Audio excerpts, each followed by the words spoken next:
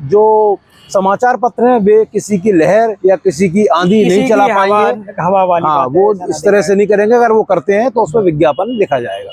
दूसरा, उन्होंने दागी उम्मीदवारों के ऊपर एक बड़ी बात कही कि दागी उम्मीदवारों का पूरा उनको रिकॉर्ड देना पड़ेगा, और दागी उम्मीदवार आपने क्यों रखा ये भी उनको बताना। बड़ी बात की कि हिंसा के ऊपर हम बिल्कुल, इसमें कोई हिंसा का स्थान नहीं होगा। सीआरपीएफ को डायरेक्ट एक्शन के उन्होंने निर्देश दिए। कमल जी से अब ये बात करेंगे, कमल जी ऐसे कौन से मुद्दे होंगे जो लोकसभा 2024 के चुनाव में वो महत्वपूर्ण प्रभाव डालेंगे? तो जो अगर हम बात करें मोदी की गारंटी और राहुल के न्याय, ये सबसे दो जो बड़े एनडीए और इंडी, ये दो गठबंधन के दो बड़े नेता हैं, ये अपने मुद्दे लेकर आए हैं। लेकिन जो मुद्दे रहने वाले हैं उसमें सबसे बड़ा मुद्दा राम मंदिर का है, नागरिक संशोधन अधिनियम का मुद्दा रहेगा, किसान के जो बिल में एमएसपी की बात थी, एमएसपी भी बड़ा मुद्दा रहेगा। मेरा नाम विवेक माझी है और आज बात करने जा रहे हैं 2024 लोकसभा चुनाव को लेकर। आज की खास बातचीत में मेरे साथ मौजूद है एक ऐसे ही वरिष्ठ पत्रकार, सामाजिक कमल के नाम से लोग जिनको जानते हैं। मिश्रा जी, आपका बहुत बहुत स्वागत है। धन्यवाद जी। हम बात करेंगे लोकसभा चुनाव को लेकर। 2024 का चुनाव है और चुनाव की रणभेरी बज चुकी है। कल आचार संहिता लग गई है और आचार संहिता लगने के साथ ही इलेक्शन कमीशन ऑफ इंडिया ने चुनाव की तारीखें घोषित कर दी हैं।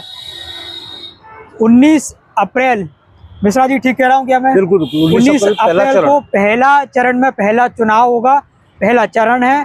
और अरुणाचल प्रदेश से चुनाव की शुरुआत होगी, सिक्किम से होगी, और 7 मई को जहां मध्य प्रदेश के ग्वालियर में भी हो जाएगी, क्योंकि हम ग्वालियर से इस चर्चा को शुरू कर रहे हैं। और अब मैं आगे मिश्रा जी को कहूँगा कि कमल जी बताइए आगे की लोकसभा चुनाव को लेकर इलेक्शन कमीशन ने क्या कुछ गाइडलाइन और क्या कुछ तारीखें बताइए, हमारे दर्शकों को बताइए। नमस्कार। जैसा कि आप जानते हैं कि लोकसभा 2024 के चुनाव में 543 सीटों पर चुनाव होना है, उसके लिए आचार संहिता लग गई है, अधिसूचना जारी हो गई है। कल से चुनाव की प्रक्रिया भी उन्होंने पूरी तरह से शुरू कर दी है। चुनाव आयुक्त राजीव कुमार का साफ कहना था कि हम निष्पक्ष चुनाव, ये देश का पर्व है और इस पर्व को हम पूरी तरह करने के लिए तैयार हैं। देश का हर व्यक्ति इसमें भाग लेगा जो मतदाता है। सबसे बड़ी बात है, इस चुनाव में सबसे ज़्यादा युवा मतदाता, 20 करोड़ मतदाता यहाँ भाग लेंगे, और महिला मतदाताओं का पुरुष मतदाताओं से प्रतिशत ज़्यादा है जी। दूसरी सबसे बड़ी बात उन्होंने बोली कि जो समाचार पत्र हैं वे किसी की लहर या किसी की आंधी नहीं चला पाएंगे, हवा वाली, हाँ वो इस तरह से नहीं करेंगे। अगर वो करते हैं तो उसमें विज्ञापन लिखा जाएगा। दूसरा, उन्होंने दागी उम्मीदवारों के ऊपर एक बड़ी बात कही कि दागी उम्मीदवारों का पूरा उनको रिकॉर्ड देना पड़ेगा, और दागी उम्मीदवार आपने क्यों रखा ये भी उनको बताना पड़ेगा। उसके बाद उन्होंने बोला कि जो सबसे बड़ी चीज़ है इस चुनाव में कि ये पहली बार ऐसा हो रहा है कि 80 दिन की चुनावी प्रक्रिया है। ये जो चुनावी प्रक्रिया शुरू होगी, जो कल से शुरू हुई है 16 मार्च से, और ये समाप्त होगी 4 जून को निर्वाचन के परिणाम आने के बाद। तो यानी यह 7 चरण का चुनाव तकरीबन 2.5 महीने इस बार चुनाव में मिल रहे हैं। 7 चरण में चुनाव होगा, अलग अलग राज्यों में चुनाव होगा। और इसमें एक और बड़ी बात यह है कि 85 साल के जो सीनियर सिटीजन वोटर्स हैं ये भी अपने घर से वोट डाल पाएंगे। और इस चुनाव में निर्वाचन आयोग ने जो उनके कैश की लिमिट, शस्त्र लाइसेंसों के लिए, शस्त्रों के हिंसा के ऊपर उन्होंने बड़ी बात की कि हिंसा के ऊपर हम बिल्कुल, इसमें कोई हिंसा का स्थान नहीं होगा। सीआरपीएफ को डायरेक्ट एक्शन के उन्होंने निर्देश दिए हुए हैं। कमल जी, बहुत अच्छी आपने बात कही है। अब चर्चा को आगे बढ़ाएंगे। जैसे लोकसभा चुनाव को लेकर 80 दिन यानी कि आचार संहिता लगी हुई है, और अब इस 4 जून को जाके मतलब इसके चुनाव के परिणाम आएंगे। इस बीच में जो भी चुनावी प्रचार होगा उसको लेकर इलेक्शन कमीशन ने साफ कर दिया है कि उसमें अखबारों को और संबंधित जो तमाम देश भर के जो बड़े बड़े मीडिया चैनल्स हैं, पत्रकार हैं, उनको भी ये क्लियर कर दिया है कि आप इसकी हवा उसकी लहर ऐसे शब्दों का इस्तेमाल ना करें। उसके अलावा अगर आप ऐसे शब्दों का इस्तेमाल करते तो आप साफ तौर पर लिखें कि ये विज्ञापन है। यानी कि पत्रकारों को इलेक्शन कमीशन ऑफ इंडिया ने, यानी कि भारत के निर्वाचन आयुक्त ने पहले ये अब स्पष्ट कर दिया है। अब बात है राजनीतिक लोगों को लेकर, यानी कि राजनेता किस कदर चुनाव प्रचार करेंगे और क्या कुछ मुद्दे रहने वाले हैं। मुद्दे मुख्य रहने वाले हैं जिनमें महत्वपूर्ण मोदी की 5 गारंटियां, ठीक उसी तरह राहुल गांधी की भी 5 न्याय वाली गारंटियां। जिस तरीके से जैसे मोदी ने प्रधानमंत्री मोदी ने गारंटी दी है, 5 गारंटी हम जनता के बीच में लेकर आए हैं और लेकर आने वाले भारत यानी कि इंडिया विजन 2047 को लेकर हम एक विकसित भारत बनाएंगे, एक समृद्ध भारत बनाएंगे, एक विकसित भारत के साथ हम एक अच्छे देश का निर्माण करेंगे। उसको लेकर अब जो विजन तैयार किया है, वहीं विपक्ष लगातार यही विरोध करता जा रहा है कि देश में भ्रष्टाचार बहुत फैल रहा है। अभी हाल ही में चुनावी बॉन्ड को लेकर भी विपक्ष ने कटाक्ष किया था कि चुनावी बॉन्ड आया, उसमें एसबीआई ने आंकड़े जारी तो किए, आंकड़े देर में जारी किए, वो भी क्लियर नहीं किए हैं। इस पर भी सुप्रीम कोर्ट द्वारा जांच की उन्होंने बात की है। और साथ ही युवाओं, किसानों और तमाम ऐसे जो तमाम मुद्दे हैं उस पर इस बार सवाल होगा। हम कमल जी से अब ये बात करेंगे, कमल जी ऐसे कौन से मुद्दे होंगे जो लोकसभा 2024 के चुनाव में वो महत्वपूर्ण प्रभाव डालेंगे? देखिए, सबसे पहले तो जो अगर हम बात करें मोदी की गारंटी और राहुल के न्याय जी, ये सबसे दो जो बड़े एनडीए और इंडी, ये दो गठबंधन के दो बड़े नेता हैं, ये अपने मुद्दे लेकर आए हैं। लेकिन जो मुद्दे रहने वाले हैं उसमें सबसे बड़ा मुद्दा राम मंदिर का है, राम मंदिर, नागरिक संशोधन अधिनियम का मुद्दा रहेगा जी, जी। किसान के जो बिल में एमएसपी की बात थी, एमएसपी भी बड़ा मुद्दा रहेगा। और इसके साथ साथ जो मोदी की गारंटी और राहुल के न्याय, ये जो दोनों दल अपनी अपनी बात कर रहे हैं कि युवा, महिला, मजदूर, किसान ये बात कर रहे हैं, यही बात मोदी कर रहे हैं, यही बात कमोबेश राहुल गांधी कर रहे हैं। माना जो फोकस इस चुनाव का है वो इन्हीं लोगों पर है। हालांकि मोदी ने इससे बढ़कर भी बोला है कि मोदी का परिवार, मोदी ने अपना परिवार की बात की है और मोदी ने 5 जो उन्होंने जातियों पर भी बात की। जो कांग्रेस के नेता राहुल गांधी अपनी न्याय यात्रा में बराबर जातियों का, ओबीसी का और SC ST का जो आंकड़ा और प्रतिशत बताते थे, उसमें मोदी ने कहा कि हमारे यहाँ 5 जाति है, महिला, आपकी महिला हो गई, आपका युवा हो गया, आपका मजदूर हो गया, किसान हो गया, ये जातियां हैं मुख्य जो जातियां देश में हैं। तो ये जो क्लैश है जाति बनाम ओबीसी और अन्य जाति को लेकर, तो ये भी चुनाव में बड़ा मुद्दा रहने वाला है। कमल जी, आपने महत्वपूर्ण जानकारी दी है। मैं इसमें ये सवाल यही उठाऊंगा कि राहुल गांधी ने भी ये जिक्र किया कि 5 ऐसी न्याय की बातें करेंगे हम आने वाले जो चुनाव होंगे, और अगर हमारी सरकार बनती है तो उसमें युवाओं के लिए, मजदूरों के लिए, किसान के लिए और महिलाओं के लिए ही काम करेंगे। ठीक, राहुल गांधी ने पहले भी एक भारत जोड़ो यात्रा निकाली थी और अब न्याय यात्रा निकाली है। अब ये न्याय यात्रा कितना प्रभाव डालेगी? मणिपुर से लेके मुंबई तक ये यात्रा निकली, पहले कश्मीर से कन्याकुमारी। मिश्रा जी, चुनावी मुद्दों को लेकर हमने बातचीत कर ली, अब बात करेंगे प्रत्याशियों को लेकर। भारतीय जनता पार्टी ने अपनी 2 सूची जारी कर दी, वहीं कांग्रेस ने भी अपनी 2 सूची जारी कर दी है। लेकिन ये देखा है कि सूची जारी करने में भाजपा अभी अव्वल होती दिखाई दी। भाजपा ने सबसे पहले अपनी सूची जारी की और कहीं ना कहीं अब जो प्रत्याशी हैं जो चुनावी रण में होता यानी कि मीटिंग्स कर रहे हैं, अपने अपने जो मंडल सेक्टर की मीटिंग हो गई या मतलब ऐसी तमाम मीटिंगें कर रहे हैं और प्रत्याशी के नाते जनता तक कनेक्ट होने की कोशिश कर रहे हैं। तो कांग्रेस पीछे क्यों रह रही है आखिर? ऐसा कांग्रेस को नुकसान भी हो सकता है कि चुनाव में? देखिए, क्या है कि कांग्रेस इसको नहीं समझ पा रही है। ये भारतीय जनता पार्टी का माइंड गेम है। आप इसको विधानसभा चुनाव में आप देखेंगे तो विधानसभा चुनाव में उन्होंने अपने 7 सांसद, जिसमें 3 केंद्रीय मंत्री थे, उनको विधानसभा चुनाव उतार दिया। कांग्रेस समझ ही नहीं पाई। कांग्रेस ने उस ड्रॉप बैक को सेटबैक में कन्वर्ट कर दिया और उनके लिए वो उनकी माइंड गेम को सुनना, वही इस बार भारतीय जनता पार्टी कर दी। उन्होंने 195 सीटों में अपनी सूची जारी कर दी है। पर कांग्रेस 2 सूची के बाद भी उतने प्रत्याशी नहीं उतार पाई है। जहां अगर हम बात करें अपने ग्वालियर अंचल की, यहाँ से भी उन्होंने भारतीय जनता पार्टी ने ज्योतिरादित्य सिंधिया को गुना शिवपुरी लोकसभा से और विधानसभा में हारे पूर्व मंत्री भारत सिंह को यहाँ पे ग्वालियर लोकसभा से प्रत्याशी बना दिया। ग्वालियर लोकसभा सामान्य सीट पर उन्होंने ओबीसी प्रत्याशी उतार दिया और कांग्रेस को एक चुनौती दे दी कि अब इस पे किसको आप उतारेंगे। अब कांग्रेस पास धर्म संकट है कि मुरैना की सीट पर भारतीय जनता पार्टी ने जहां क्षत्रिय उम्मीदवार उतार दिया और गुना की सीट पर उन्होंने केंद्रीय मंत्री ज्योतिरादित्य सिंधिया उतार दिया, ग्वालियर में एक ओबीसी उम्मीदवार दे दिया और भिंड से उन्होंने अपने जो सांसद उसको रिपीट कर दिया। तो अगर हम 4 अपने अंचल सीट की बात करें तो कहीं ना कहीं Bharatiya Janata party mind game में जीत गई। अब कांग्रेस इस पर मंथन कर रही है कि किसको टिकट दे। कांग्रेस ने जो प्रत्याशी होते थे, अशोक सिंह वो राज्यसभा सांसद बन गए और कोई संभवतः 4 बार वो चुनाव लड़े, लेकिन एक नया प्रत्याशी कांग्रेस तैयार नहीं कर पाई। कांग्रेस के लिए सबसे बड़ा सेटबैक ये है कि उसके नेता चुनाव के लिए तैयार नहीं। चुनाव आते ही कार्यकर्ता उत्साहित तो होता है पर उस कार्यकर्ता को वोट को कंसोलिडेट नहीं कर पाता और इसी तरह प्रत्याशियों को लेके, तो उनके पास प्रत्याशी एकदम तैयार नहीं है कि वे तुरंत जैसे ही प्रत्याशी भारतीय जनता पार्टी ने घोषित किया तो वे घोषित कर दे।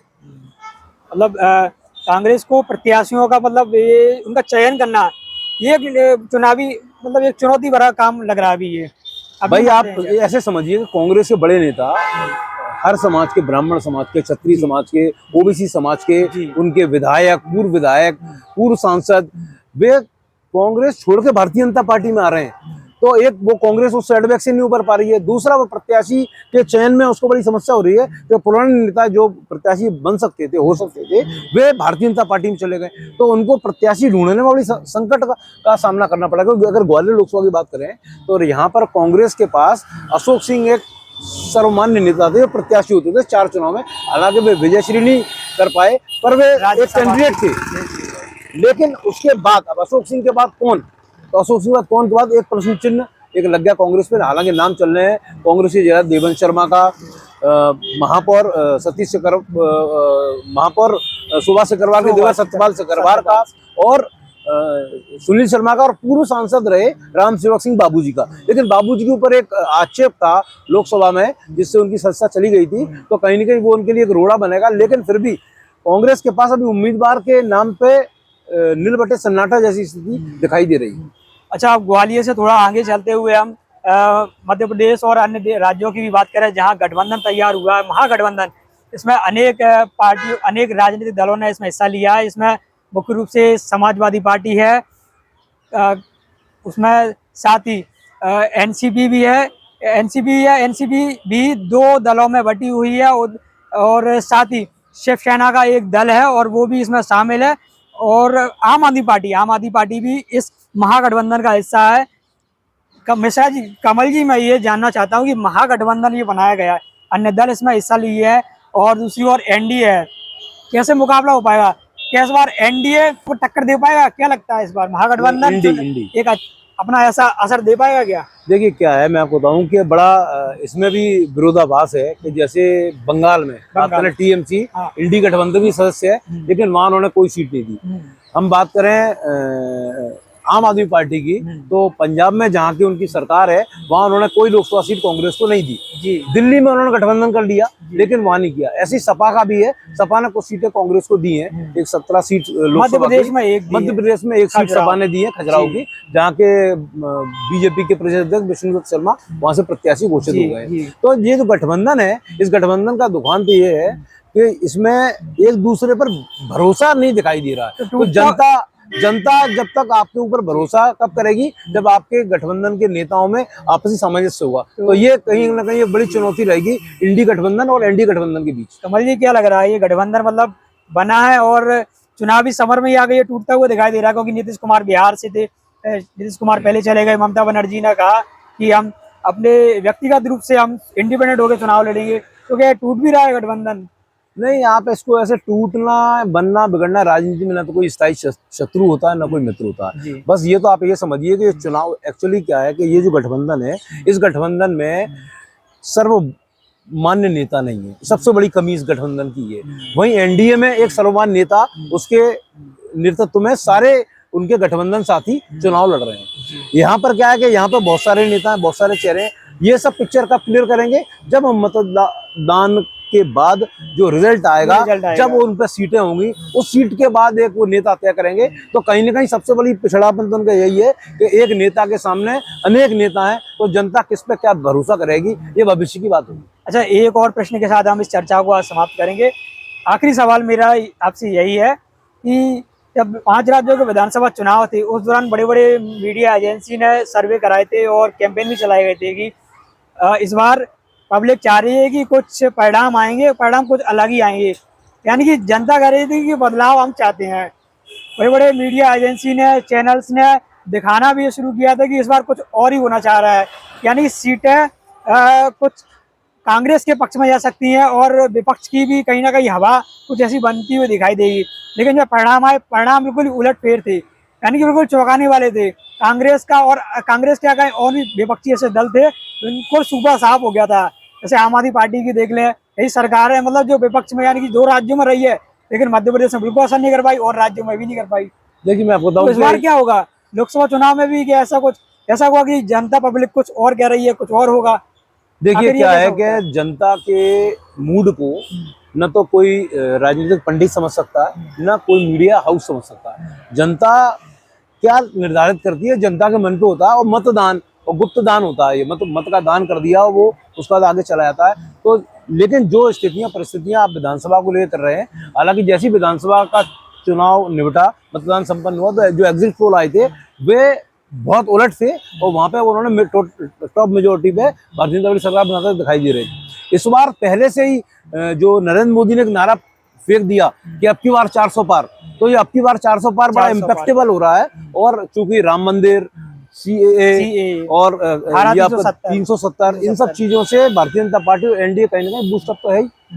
तो मतलब ऐसा क्या लगता है कि अगर नहीं, ये तो आप इसको आकलन, हम एक तो आकलन नहीं कर सकते हैं। विपक्ष क्या फिर वही हम तो मतदाता पर निर्भर हैं कि मतदाता अपने बुद्धि से मतदान करेगा और देश में वो जिसको लायक समझे उसको वोट देगा। ये भविष्य के करते में होगा कि प्रधानमंत्री नरेंद्र मोदी बनेंगे या प्रधानमंत्री राहुल गांधी बनेंगे, यह तो जनता के ऊपर है। और जनता को पूरा अधिकार है, उसको मत का अधिकार है, मत का अधिकार का प्रयोग करेगा, अपनी बुद्धि विवेक से करेगा। और फिर ये जनता के हाथ में, ये हम और या कोई राजनीतिक पंडित इस पर कोई ऐसी टिप्पणी नहीं कर सकते कि श्योर शॉट ये व्यक्ति या ये दल या ये पार्टी जीतने वाली है। अच्छा, फाइनली चुनावी माहौल को देखते हुए आप मतदाताओं से क्या अपील करेंगे कि इस बार अधिक से अधिक मतदान हो सके? इसके लिए आप क्या युवाओं के लिए अपील करेंगे? जो युवा एक मतदान के इस महापर्व को मामूली समझते हैं, कुछ लोग की मतदान है, हम वोट नहीं डालेंगे तो क्या हो जाएगा, उनके लिए आप क्या कहेंगे? देखिए, मतदान सबसे बड़ा आपका एक तो प्रतीक है आपके दायित्व का, आपका कर्तव्य है मत देना। मत से, आपके मत की शक्ति से ही देश में विकास की व्यवस्था करने वाली सरकार बनती है। आप अपना मत दीजिए, अपना मत अपनी बुद्धि और विवेक से दीजिए, मत अवश्य दीजिए। अपने मतदान का प्रयोग करके आप अपनी शक्ति का परिचय दीजिए और देश में एक सक्षम, सुदृढ़, काम करने वाले लोगों को आप लेकर आइए। इसलिए मतदान अवश्य करें, आप सारे काम छोड़कर मतदान अवश्य करें। मैं युवाओं से हाथ जोड़कर यही अपील करता हूँ। धन्यवाद। तो ये मेरे साथ मौजूद थे वरिष्ठ पत्रकार कमल जी। कमल जी, आपका बहुत बहुत धन्यवाद है, आज हमारे साथ खास चर्चा में जुड़े हुए थे। लोकसभा चुनाव को लेकर ये माहौल अब बनता हुआ दिखाई देगा। इस महापर्व में आप और हम बिल्कुल इसके साक्षी बनेंगे। 4 जून को इसके परिणाम आएंगे, देखेंगे किसकी सरकार बनेगी। लोकतंत्र में जनता सर्वोपरि होती है, जनता का ही आखिरी निर्णय होता है। निर्णायक भूमिका में इस बार देखेंगे कि कौन सा दल इस बार चमत्कार किसके लिए होगा, कौन 2024 के लोकसभा चुनाव के गद्दी पर बैठेगा, प्रधानमंत्री के पद पर कौन बैठेगा। ये 4 जून को जब परिणाम आएंगे तब डिसाइड होगा, तब स्पष्ट स्थिति क्लियर होगी। फिलहाल हम इस वीडियो को रोकते हैं और आपका इस वीडियो के बारे में क्या कहना है कमेंट बॉक्स में अपनी राय जरूर दें। नमस्कार।